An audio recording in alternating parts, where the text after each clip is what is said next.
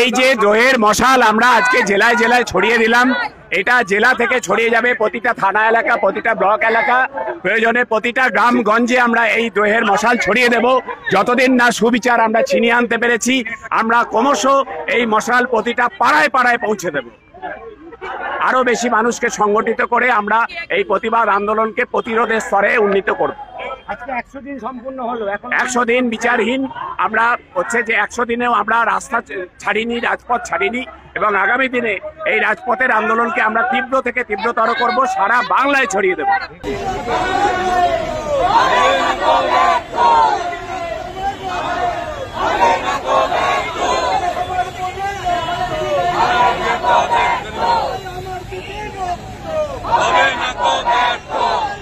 আরেকটা আছে একটু, এই যে নিচু করে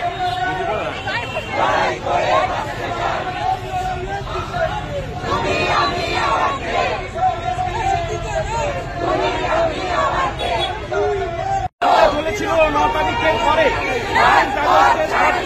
প্রতিবাদ প্রতিরোধের ঝড় আছে পড়েছিল রাজপথ পর্যন্ত প্রতিবাদ ধ্বনিত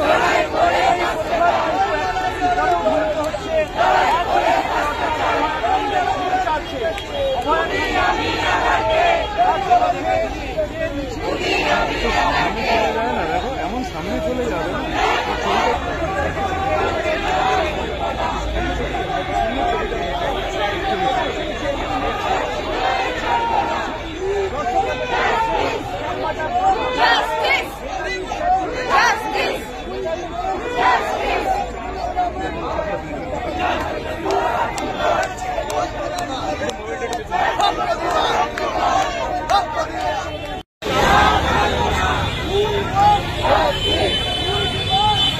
Justice!